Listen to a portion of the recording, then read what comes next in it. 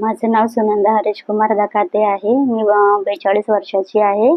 मी वडधामना नागपूर इथे राहते।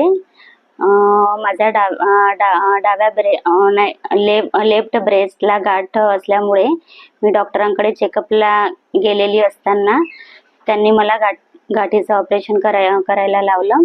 ऑपरेशन झाल्यानंतर कळलं मला की हे कॅन्सरची गाठ आहे आणि त्याच्यानंतर त्यांनी मला किमोचं सजेशन दिलं।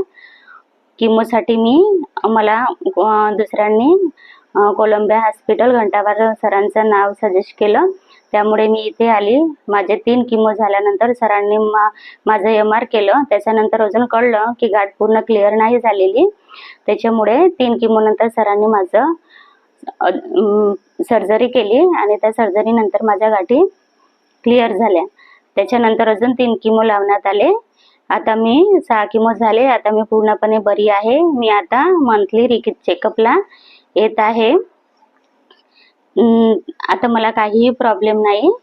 त्यामुळे माझी सर्जरी 25 सप्टेंबरला सेकंड सर्जरी झाली होती। त्याच्यानंतर 3 किमो झाले। आता मी पूर्णपणे बरी आहे। मला काही प्रॉब्लेम नाही। त्यामुळे जे कोणी याच्यापासून त्रस्त असतील त्यांनी इथे कोलंबिया हॉस्पिटलला येऊन भेट द्यावी।